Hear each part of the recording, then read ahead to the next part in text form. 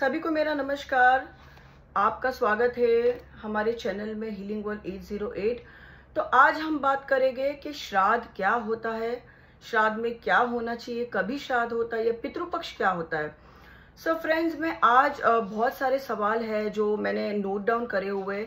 मैं कोशिश करूंगी सारे सवालों के जवाब देने के लिए। इसके लिए मैंने एक नोटबुक के लिख लिया कि मैं कुछ चीज़ें भूल ना जाऊँ, क्योंकि जब हम बोलते हैं तब हम फ्लो में बोलते हैं। ठीक है, तो अभी हम चलते हैं कि श्राद्ध का मतलब क्या होता है। तो जब हम श्राद्ध की बात करते हैं तो श्राद्ध में ही एक शब्द छुपा हुआ है जो है श्रद्धा। श्रद्धा मतलब सबसे पहले तो श्राद्ध अगर आपको करना है किसी के लिए तो सबसे पहला आपका ट्रस्ट या एक कहते हैं ना फेथ, पूरी श्रद्धा होनी जरूरी है जो भी आप कार्य करते हो उसके लिए, है ना। और फिर आता है पितृपक्ष या पितृपक्ष भी कोई लोग इसे कहते हैं। तो पितृपक्ष का मतलब क्या होता है? पितृ मतलब हमारे पूर्वज या हमारे एंसेस्टर्स जो बहुत लोग बोलते हैं, है ना। तो जो हम कहते हैं हमारे 7 पीढ़ी, उसे हम कहते हैं पितृ। या हमारे जो परदादा है, जैसे समझो अगर आपके या हमारे किसी के भी अगर फादर है, मदर है, ठीक है, या उनके फादर मदर है, तो वैसे ये चलते आता है, सबके लिए होता है। फिर वो लड़का हो या लड़की हो, है ना। अगर समझो मैं लड़की हूँ तो मेरे जो माता पिता है या उनके माता पिता या उनके माता पिता अगर जो भी अगर उनकी मृत्यु हो चुकी है तो वो मेरे पितृ हुए, है ना। और अगर जैसे मेरे पति है या कोई मेल है तो उनके माता पिता या उनके माता पिता या जो भी कोई, या भाई हो, बहन हो, कोई भी हो, खानदान में अगर किसी की भी मृत्यु हो चुकी हो, जो पास रवे हो जाते हैं, उन्हें हम कहते हैं पितृ, है ना। इसके लिए ये जो श्राद्ध पक्ष आता है या पितृपक्ष जो आता है, वो जो आता है ये स्पेसिफिक 15 से 16 दिनों का होता है। कभी कभार एक दिन आगे पीछे होता है, कम ज्यादा होता है, इसके लिए मैंने 15 से 16 दिन आपको बताया। ठीक है, अभी हम बात करते हैं ये कभी आता है। तो ये स्टार्ट होता है गणपति का जब विसर्जन होता है, जब हम बात करते हैं उसके नेक्स्ट डे से ही ये स्टार्ट हो जाता है, जो कि है पितृपक्ष। ये रहता है 15 दिन। ये भाद्रपदा के फर्स्ट डे से जो स्टार्ट होता है 15 दिन से लेके 16 दिन तक ये रहता है। लास्ट दिन इसका जो होता है कृष्ण पक्ष का अमावस्या, जो सबसे बड़ा माना जाता है। जैसे हर महीने में 15-15 दिन आते हैं, हम जो कहते हैं 15-15 दिन की हम बात करते हैं। पूर्णिमा के बाद जो 15 दिन आते हैं उसे हम कृष्ण पक्ष कहते हैं। जब भी उतरता हुआ कहते हैं, जब भी हम कहते हैं, ऐसे भी हम अच्छे कार्य नहीं करते, जो भी खराब हमें जो भी चीजें निकालना, रिलीज करना, वो कार्य हम करते हैं। इसके लिए ये जो 15 दिन का जो टाइम आया वो भी बराबर पूर्णिमा के तभी से स्टार्ट होता है। गणपति विसर्जन के बाद नेक्स्ट डे से इमीडिएटली स्टार्ट हो जाता है। ठीक है, अभी हम बात करते हैं, बहुत लोगों को पता नहीं होता है कि हमें कब पूजा करनी है या हमारे पितरों की कभी ये करना है। तो मैं आपको बताती हूँ बहुत ही सिंपल तरीका। अगर आपको जानना है, अगर फैमिली में किसी की मृत्यु हो चुकी है, माता हो, पिता हो, भाई बहन हो, तो अगर आपको उनके बारे में जानना है तो हम कैसे जानेंगे। तो समझो एग्जाम्पल, किसी की डेथ अगर हो गई है 2019 में 10 तारीख को, तो आप गूगल में जाके सीधा डालो या कैलेंडर में चेक कर लो 10th of December 2019। वो अगर आप देखोगे, डालोगे उनकी डेथ की तिथि, डेथ की डेट डालोगे, वो आप डालोगे गूगल पे, तो आपको वो दिन की तिथि पंचांग से मिल जाएगी। ठीक है, तो वो तिथियां देखो 15 ही होती है ना। तो वो तिथि जो आप निकालोगे वो होगा, वो हर श्राद्ध में एवरी साल वही तिथि होगी। जैसे फर्स्ट तिथि स्टार्ट होती है पूर्णिमा से स्टार्ट होती है, ठीक है। फिर जैसे 4th डे आता है तो चतुर्थम, या हम कहते हैं 4th तिथि हम कहते हैं, ठीक है। वैसे अलग अलग तिथियां होती है, तो उससे आपको पता चलेगा कि आपको श्राद्ध महीने में कभी करना है, तिथि वाइज कभी करना है, क्योंकि ये बहुत इंपॉर्टेंट होता है। और इसके अलावा पूरे साल जब भी वो डेथ की उनकी ये आती है एनिवर्सरी हम बोले, या बहुत लोग अलग अलग बोलते हैं, तो समझो अगर 10 दिसंबर को हुआ तो ऑब्वियस आप वो दिन पे भी उनका करोगे। उनके फोटो पे आप हार लगा सकते हो, चंदन, तिलक, या जो भी कुमकुम आपको करना है, उनके पीछे जो भी आपको करना है, दान पूजा जो भी आपको करना है, ऑर्फनेज जाना, वो सारी चीजें कर सकते हो। बट पूरे साल तो करना है। बट ये साल श्राद्ध का जो महीना आता है, ये 15 डेज जो हम आते हैं, जो कहते हैं, वो बहुत बहुत इंपॉर्टेंट होता है। इन दिनों में आपको श्राद्ध में मिस नहीं करना चाहिए। देखो फ्रेंड्स, बहुत लोग मानते हैं, बहुत लोग नहीं मानते। मैं तो कहूँगी हमारे सनातन धर्म के हिसाब से या हमारे शास्त्र के हिसाब से ये इसका बहुत ज़्यादा महत्व। और कहते हैं कि ब्रह्मा जी जो थे उन्होंने पहले ही सारी रचना कर चुके थे, तो तभी के टाइम से उन्होंने श्राद्ध के बारे में लिखा था। लेकिन बहुत लोगों को पता नहीं था इसके बारे में। जब तक कोई भी चीज़ का चलन स्टार्ट नहीं होता है तब तक लोगों को इसके बारे में पता नहीं चलता है। तो ब्रह्मा जी ने तभी वहां पे लिख लिया था। और ये शुरुआत, इसके पीछे भी बहुत अलग अलग स्टोरीज है। तो मैं एक बहुत सिंपल सा आपको बताऊंगी स्टोरीज के पीछे। हम सभी जानते हैं, राम सीता जी को जानते हैं, राम भगवान को जानते हैं। तो आप सभी को पता होगा वो वनवास चले गए, तो उनको वनवास मिला था। तभी ड्यूरिंग द वनवास टाइम उनके जो पिताजी थे दशरथ जी, उनकी मृत्यु हो गई थी। और तभी उनके मृत्यु के समय पे उनके पास उनका बेटा जो राम उनको बहुत प्रिय था वो नहीं था। इसके लिए कहते हैं ना कि जो इंसान की मृत्यु हो जाती या उनके पीछे श्राद्ध नहीं होता है तो हमारे पितृ अतृप्त रहते हैं। तो जैसे कि अगर हम बात करते कि तभी फिर उनको, राम जी को पता चला, अपने गुरु, जो कुल के जो गुरु रहते हैं उन्होंने उनको बताया कि आपको राम जी, आपको अपने पिता के पीछे श्राद्ध करना चाहिए।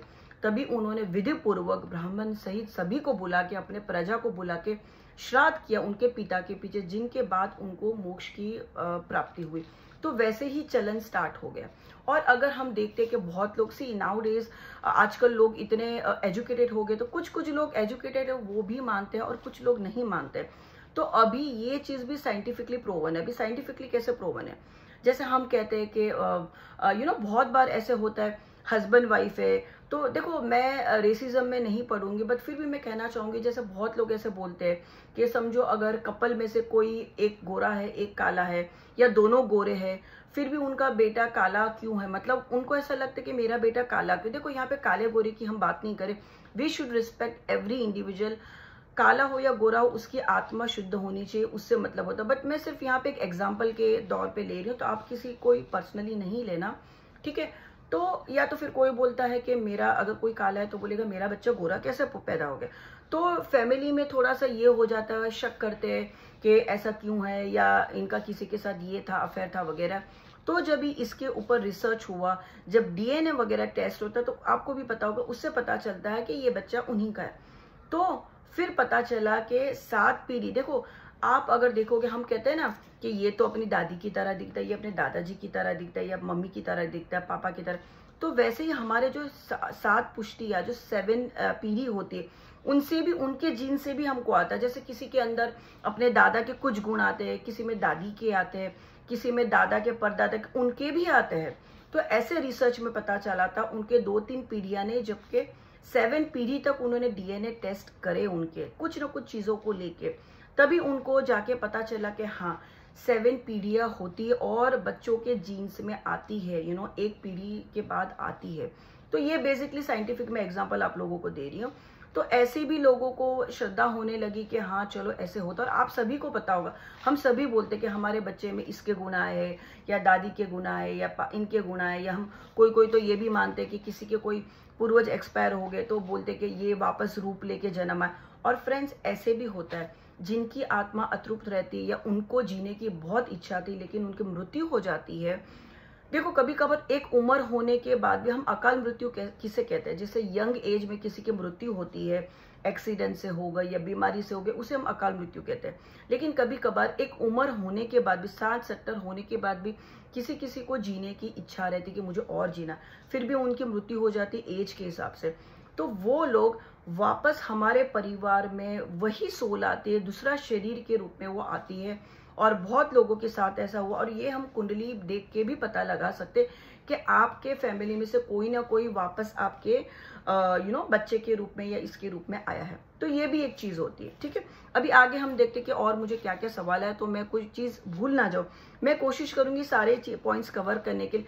फिर भी अगर मैं कोई चीज भूल जाती हूँ मैं कमेंट्स में डाल दूंगी, या मेरा जो ग्रुप है वहां पे मैं बताती रहती हूँ। आप लोग ये देख के कमेंट जरूर यूट्यूब के नीचे डालना, और कोई भी सवाल है तो आप जरूर पूछ लेना, मैं कोशिश करूंगी जवाब देने के लिए, ठीक है। श्राद्ध कभी होता है मैंने उसके बारे में भी बता दिया, पितृपक्ष के बारे में बता दिया, ठीक है। और ये हमारे एक धर्म की, जो हम कहते हैं हमारे पुराणों में या वेदा में संस्कृति हमारी जो है, एंड मैं तो कहूँगी फ्रेंड्स ये जरूर करना चाहिए। देखो, हर एक रिलीजन में अपने अपने हिसाब से उसको फॉलो करते, तो आप लोग अपने अपने हिसाब से फॉलो करो। बट ये चीज़ करनी बहुत ज़रूरी होती है। आप बाकी सारी चीज़ भूल सकते हो, वार त्योहार। एक प्रोवर्ब है, एक कहावत है, हम किसी की शादी में ना जा पाए तो चलता है, बट किसी के परिवार में दुख आता है या किसी की मृत्यु हो जाती है, वो समय पे जाके आप जाके खड़े रहोगे, तो ये दिन या ये चीज़ लोग याद रखेंगे कि वो बंदा मेरे बुरे समय में मेरे पास आके खड़ा था। वैसे ही ये जो श्राद्ध का पक्ष रहता है बहुत ही इंपॉर्टेंट। बाकी सारी आप चीज़ें करो ना करो, देखो फ्रेंड्स, और बहुत सारे मिथ्स है। बहुत लोग बहुत जो डीपली इसमें ये है, वो लोग ये 15 दिन कुछ भी नहीं करते। हाँ, मैं ये कहूँगी कि इन 15 दिन कुछ अच्छे काम स्टार्ट नहीं करने होते, क्योंकि हम जो भी कार्य करते हैं हमारे फैमिली एंसेस्टर्स पितरों को देने के लिए करते हैं। इसके लिए हम कहते हैं नया काम स्टार्ट करना है वो नहीं करना है, या नई शॉप लेनी है, घर लेनी है, तो इन दिनों हम अवॉइड करते हैं, या बाल को काटना अवॉइड करते हैं। ठीक है, कुछ लोग ये भी मानते हैं कि इन 15 दिनों में वो लोग सजना संवरना नहीं पसंद करते, या कहीं पे जाते ही नहीं है, रिचुअल्स नहीं करते, कहीं पे जाते ही नहीं, पार्टीज में नहीं जाते। वो अपने अपने फैमिली के ट्रेडिशंस होते हैं। फ्रेंड्स, यहाँ पे मैं कुछ नहीं बोलूँ, क्योंकि मैं तो यही कहूँगी, हम कहते हैं ना, एक कहावत है, सबसे पहले अगर आपने अपनी माँ की सेवा की है ना, तो आपको माँ बाप की सेवा की तो आपको पुण्य मिलेगा। अगर आप अपने माँ बाप को छोड़ के बाहर वाले जाके ऑर्फन्स की या वृद्धाश्रम में जाके मदद करो और अपने ही माँ बाप की रिस्पेक्ट नहीं कर रहे, तो वो आपको कभी नहीं फलेगा। तो कहते हैं ना, charity begins from the home. तो ये चीज़ आप ज़रूर याद रखना कि माँ बाप को या जो भी अपने एल्डर्स बुजुर्ग है उनका रिस्पेक्ट करना। फिर उनके मरने के बाद पितृश्राद्ध करते हो और जो जी रहे उनकी ही रिस्पेक्ट नहीं करते, तो वो कुछ काम नहीं लगेगा। ठीक है, हाँ, जाने अनजाने में आपसे गलती हो गई, फिर आपको पश्चाताप हो रहा है, तो आप जरूर करिए। पश्चाताप से किसी के भी पाप धुल जाते हैं, ऊपर वाला भी हर कोई माफ कर लेता है। ठीक है, तो ये बात मैंने आपको बताई, हर किसी को ये करना चाहिए। अभी आती है कि क्या लड़की कर सकती है? ऑफ कोर्स कर सकती। पुराने जमाने में ये कहा जाता था कि पितरों का जो श्राद्ध रहता है वो बेटे के हाथों ही पहुंचता है, या जब शमशान में जाते तो बच्चा ही पिता को या जो भी है उनको आग ये देता है ना। लेकिन आज के ज़माने में बेटा बेटी में कोई फ़र्क नहीं हम देखते हैं। ठीक है, नया नया ये जो चालू हुआ है। देखो, अगर जिनके यहाँ पे बेटा नहीं है तो क्या करेगा, बेटी है उसको करना तो पड़ेगा ना, तो बेटी कर सकती है ऑफकोर्स। हाँ, अगर बेटा है तो उनके हाथ करवाओ, नहीं है तो बेटी भी कर सकते हैं, बट पीरियड्स में नहीं करना प्लीज़। मैंने बहुत लोगों को देखा है जो बहुत ज़्यादा एजुकेटेड रहते हैं, वो बोलते कि मैं तो पीरियड से तो भी मैं इधर जाऊंगा, कुछ नहीं होता। फ्रेंड्स, ऐसा नहीं होता। अगर ये हमारे पूर्वज इसको बना के गए तो प्लीज़ इसको फॉलो कीजिए। एक है जो लोग तंत्र पद्धति में है, उनके भी कुछ रूल्स एंड नियम्स रहते हैं। ठीक है, जो पूजा पाठ करते हैं उनके लिए, फिर भी पीरियड्स में नहीं करना है आपको, माना जाता है। फिर भी आप एक बार देवी माँ के दर्शन कर सकते हो, क्योंकि माँ वो भी एक माँ है ना। पीरियड्स पे कहते हैं ना, उनके नाम का कामाख्या में भी मंदिर बना हुआ है। बट हम जो मेल डीटीज है, जैसे गणेश जी है, शंकर भगवान, उनकी हम इनको हाथ नहीं लगाना चाहिए। एटलीस्ट 3 दिन हमें दूर रहना चाहिए इन सारी हमें खुद को ही अंदर से ये फीलिंग नहीं आएगी। ठीक है, ये सारी चीज़ें, ये फिर मैं दूसरे टॉपिक पे अभी नहीं जाना चाहूँ, बट पीरियड्स के दिन फ्रेंड्स आप अवॉइड करना। हाँ, लेकिन अगर घर पे लेडी कोई पीरियड्स में और हस्बैंड को करना है तो वो ज़रूर करे। आपके हाथों फिर आपको जो भोग धराना वो आप प्लीज़ नहीं बनाना, किसी और के हाथ से बनाना या बाहर से मंगवा लेना, वो आप ऑफर कर देना। आप अपने हाथ से बनाए वो ना दो तो ज़्यादा बेटर है, क्योंकि कहा जाता है कि वो नहीं उनको पसंद आता, उन तक नहीं पहुँचता। तो प्लीज़ इसको अवॉइड कीजिए। देखो, मैं भी एक फीमेल हूँ, मैं रिस्पेक्ट करती हूँ, बट जो हमारे सनातन धर्म ये जो हमारे पूर्वज बना गए, इसके पीछे ज़रूर कुछ ना कुछ लॉजिक होता है। तो प्लीज़ आप लोग इन दिनों ये चीज़ें अवॉइड कीजिए। ठीक है, अभी रही बात, अभी मैं देखती हूँ और क्या क्या क्वेश्चन है, तो आई शुडंट फॉरगेट एनीथिंग। ठीक है, लेडीज़ के बारे में। हाँ, और एक चीज़, जब हम बैठते हैं श्राद्ध करने तो सर पे कपड़ा ज़रूर ढकिए। कुछ भी दुपट्टा नहीं हो तो कपड़ा ढक लो। लेडीज़ को तो ढकना ही है, जेंट्स को भी ढके तो बहुत अच्छा, मतलब हम उनको अपने पितरों को रिस्पेक्ट देते। और फ्रेंड्स, जैसे ही हम देवी देवताओं का स्थान है पवित्र, वैसे ही पितरों का स्थान बहुत ही ऊपर होता है। जबकि पितरों और देवी देवता के फोटो एक साथ नहीं रखते, पितरों का फोटो सिर्फ साउथ जोन में ही रखना चाहिए। और जब भी हम घर पे भी पूजा करते हैं तो आपका फेस साउथ फेसिंग होना चाहिए, और जो भी जिनका आप कर रहे हैं उनका फोटो साउथ में होना चाहिए। साउथ फेसिंग करके ही आपको उनकी पूजा करनी चाहिए, जो भी अगर आपको करना है। ठीक है, एक तो हो गया, या तो आप तिथि के हिसाब से पूजा कीजिए, घर पे कीजिए, मंदिर में कीजिए, किसी ब्राह्मण को बुला के कीजिए, या तो अगर आप तिथि भूल गए हो, नहीं पता है आपको, तो अमावस्या का जो लास्ट डे रहता है उसे कहते हैं सर्व पितृ अमावस्या।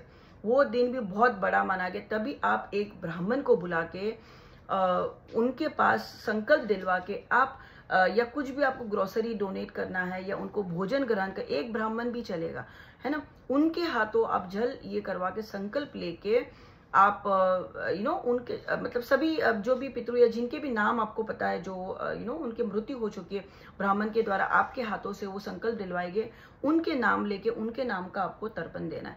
ठीक है, वो नहीं होता तो ब्राह्मण आपको वो विधि करवा देंगे। ये जरूरी है। बहुत लोग ये भी बोलते हैं कि हम तो नहीं मानते ये सब, ब्राह्मण से नहीं करवाते। फ्रेंड्स, ऐसे नहीं होता। ब्राह्मण को बहुत ही एक पवित्र, ब्रह्मा जी से उत्पन्न हुए ब्राह्मण का एक बहुत ही पवित्र स्थान होता है। उनसे नहीं करवाया तब तक आपकी पूजा पहुंचती नहीं है, जो हमारे पुराणों में लिखा है। एंड आई वुड रिक्वेस्ट कि इसको आप जरूर फॉलो करना। ठीक है, ये चीज हो गई। अमावस्या के दिन भी आप कर सकते हो, या आप मंदिरों में, जो लोग घर पे नहीं कर सकते, मंदिरों में जाके पूजा करो। ये भी नहीं कर सकते तो मंदिर में जाके ब्राह्मण को दक्षिणा छोटी मोटी दे के, जो भी आपकी यथाशक्ति हो, उनको ग्रोसरी आप डोनेट कर सकते हो। उनके चरण स्पर्श करके आप उनके पितरों के नाम से आप उनको डोनेट कर सकते हो। ये भी चीज कर सकते हो। या ऑर्फनेज में जाके भी दान धर्म आप कर सकते हो, लेकिन ब्राह्मण के आशीर्वाद लेना भूलना नहीं और अपने बड़ों के आशीर्वाद लेना भूलना नहीं। ये चीजें जरूर, और अपने पितरों के भी आशीर्वाद आपको लेने चाहिए। ठीक है, अभी मैं और चीज देखती हूँ क्या यहाँ पे मैंने लिखी हुई, क्या सवाल आए थे। ठीक है, और बहुत लोग पूछते हैं कि अगर मोक्ष, बहुत लोग कहते हैं कि हमने तो पितरों की पूजा कर ली है, ये कर लिया है, उनको मोक्ष मिल गया है, फिर हम क्यों करें। ऐसा नहीं होता फ्रेंड्स। अगर किसी की कुंडली में, मैं तो कहूँ, पितृदोष होता है तो उनको तो खास खास खास पितृदोष की पूजा करनी चाहिए। एंड फ्रेंड्स, अगर आप लोगों ने पितृदोष की पूजा की है, बट इसका मतलब ये नहीं है कि जिंदगी भर के लिए पितृदोष आप पे लगा है वो कम हो जाएगा, चला जाएगा। ऐसा नहीं होता है। जो बाय बर्थ हम पुराने हमारे कर्म से जो लेके पितृदोष, वो जिंदगी भर रहता है। हाँ, पूजा हवन या पितृदोष शांति करवाने से थोड़ा सा वो जो 100% आपको जो खराब फल मिले तो वो थोड़ा कम होगा, लेकिन हमको उसके बाद भी 2-3 साल या 5 साल के बाद आपको जब भी लगे आपको पितृदोष की पूजा रिपीट करनी चाहिए। और एवरी श्राद्ध में उनके नाम की छोटी मोटी पूजा आपको करनी चाहिए।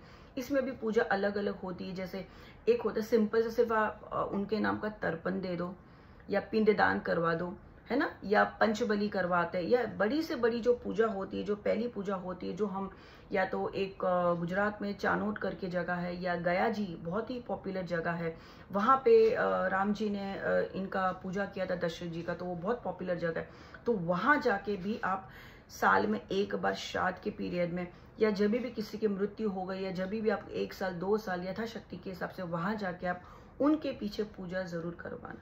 ठीक है, अभी हम देखते कि आगे के हमारे क्या सवाल है। साइंटिफिक के बारे में मैंने बता दिया।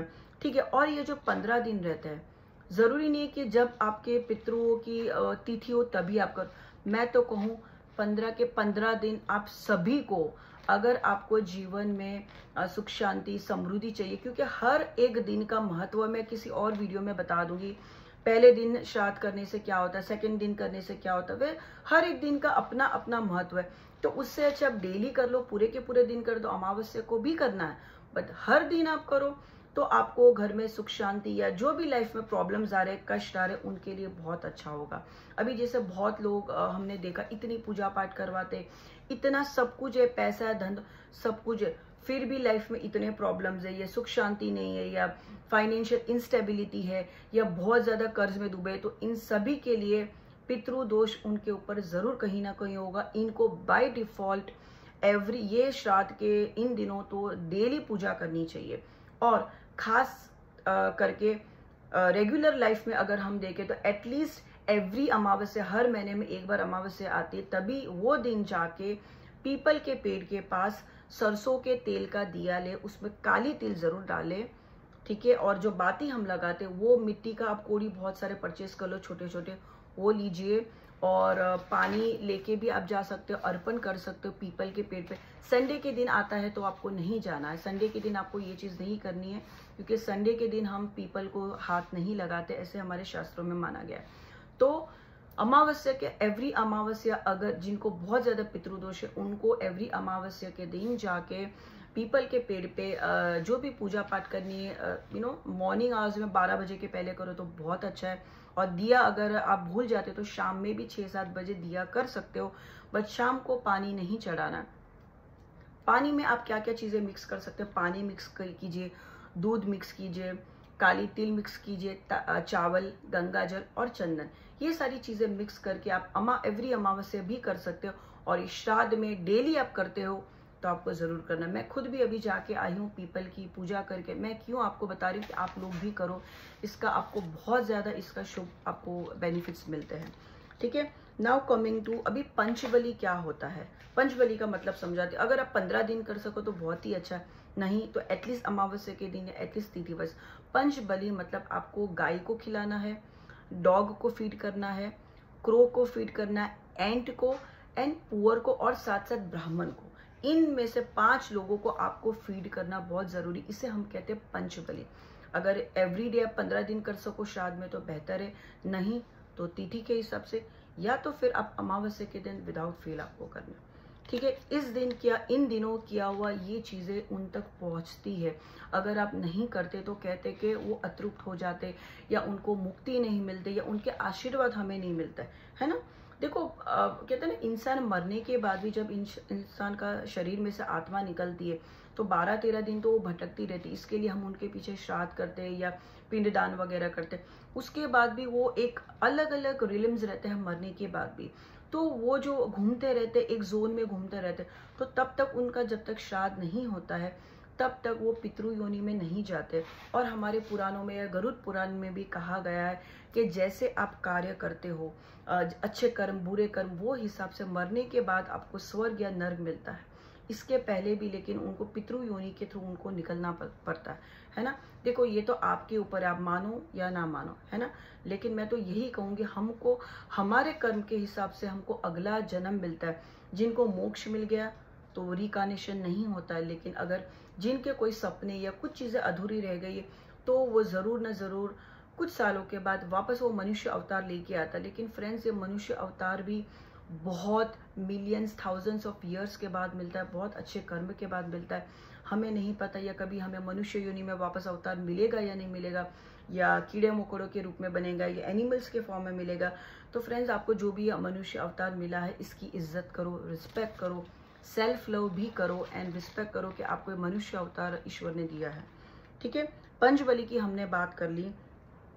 अभी मैं ये कहना चाहूंगी, इन दिनों कोशिश करना, जिनको एडिक्शन है अल्कोहल या मीट, हो सके तो प्लीज अवॉइड करना। आप ऐसा नहीं बोलना कि मेरे तो पितरों को बहुत पसंद था इसके लिए मैं भी अल्कोहल लूंगा, नहीं, उनको आप दान करो या उनके नाम से दान करो, बट इन दिन please avoid. I request, I know बहुत लोग नहीं सुनते हैं, बट प्लीज अवॉइड।